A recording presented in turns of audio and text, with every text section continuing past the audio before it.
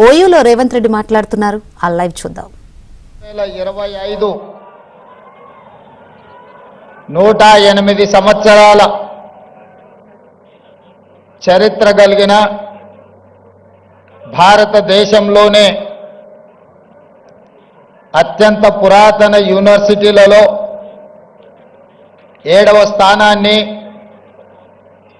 దక్షిణ భారతదేశంలో 3వ స్థానాన్ని ప్రాధాన్యతను ఆక్రమించిన ఉస్మానియా యూనివర్సిటీ గొప్ప చరిత్రను పరిగణలోకి తీసుకొని వేలాది మంది ఉస్మానియా యూనివర్సిటీ విద్యార్థులు, యూనివర్సిటీ వైస్ ఛాన్సలర్ గారు, ఆర్ట్స్ కళాశాల ప్రిన్సిపల్ గారు, అధ్యాపక సిబ్బంది, పూర్వపు విద్యార్థులు, నేడు చదువుకుంటున్న విద్యార్థులు వేదిక మీద దాదాపుగా 60 సంవత్సరాల ఉస్మానియా యూనివర్సిటీకి సజీవ సాక్ష్యంగా ఉన్న పెద్దలు కేశవరావు గారు, మీడియా మిత్రులు, తెలంగాణ ఉద్యమకారులందరికీ కూడా మనస్ఫూర్తిగా అభినందనలతో కృతజ్ఞతలు తెలియజేస్తున్న మిత్రులారా, ఉస్మానియా యూనివర్సిటీకి రావాలి, ఆర్ట్స్ కళాశాల ముందు నిలబడి ఇక్కడ చదువుకుంటున్న విద్యార్థుల యొక్క ఆకాంక్షల్ని అడిగి తెలుసుకోవాలి. ఒకనాడు తెలంగాణ ఉద్యమ సందర్భంగా ఈ వేదిక మీద నుంచే స్వరాష్ట్ర ఆకాంక్షను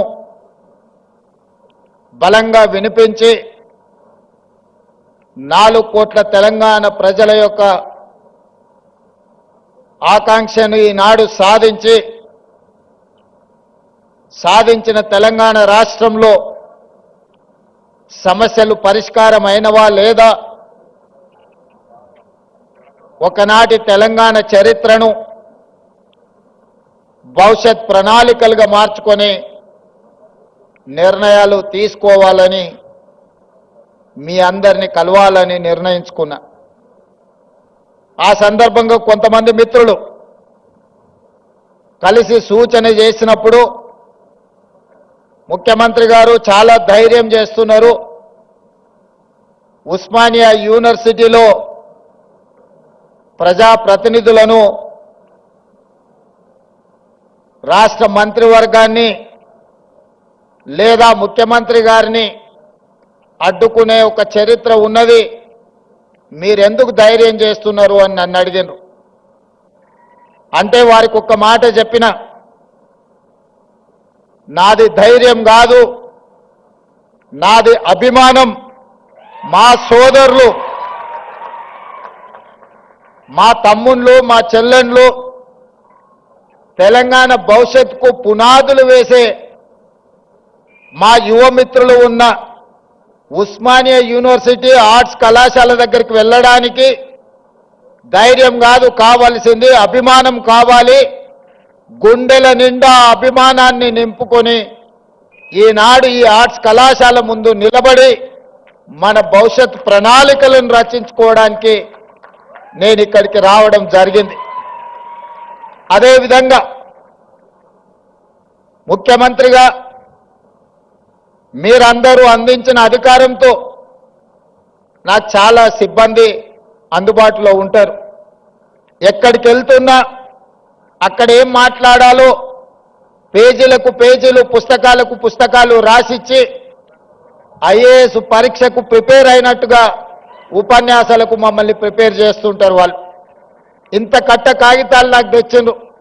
ఉస్మానియా యూనివర్సిటీకి వెళ్తున్నారు కదా, ఇవన్నీ మీరు చదువుకోండి అని. నేను ఒక్క మాట చెప్పిన, చదువుకొని మాట్లాడితే ఉస్మానియా యూనివర్సిటీకి వెళ్ళడం శుద్ధ దండగా నా మనసులో ఏముందో,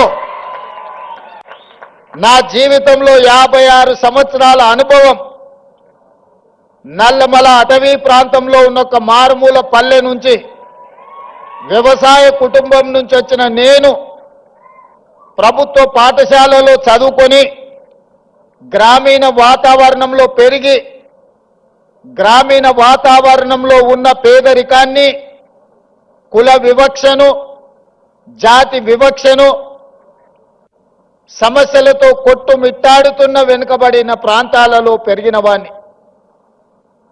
నాకు కొత్తగా మీరు రాసిచ్చి, నాకు చదువుపిచ్చి, చదువు నేర్పించి, మా తమ్ముళ్ళ మా చెల్లెళ్ళ ముందల మాట్లాడించడానికి ప్రయత్నం చెయ్యకండి.